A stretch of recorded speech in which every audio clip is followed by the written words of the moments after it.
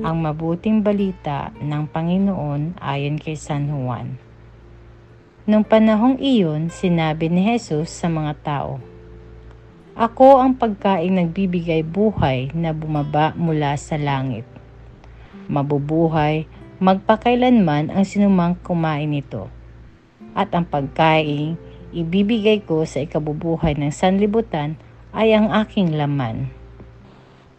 Dahil dito'y nagtalo-talo ang mga Hudyo. Paanong maibibigay sa atin ng taong ito ang kanyang laman upang kanin natin? Tanong nila.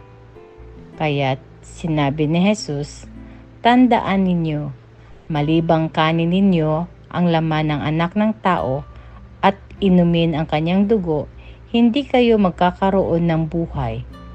Ang kumakain ng aking laman at umiinom ng aking dugo ay may buhay na walang hanggan, at muli ko siyang bubuhayin sa huling araw. Sapagkat ang aking laman ay tunay na pagkain, at ang aking dugo tunay na inumin. Ang kumakain ng aking laman at umiinom ng aking dugo ay nananahan sa akin, at ako sa kanya. Buhay ang amang nagsugo sa akin, at ako'y nabubuhay dahil sa kanya. Gayon din naman, ang sinumang kumain sa akin ay mabubuhay dahil sa akin. Ito ang pagkaing bumaba mula sa langit. Ang kumakain nito'y mabubuhay magpakailanman.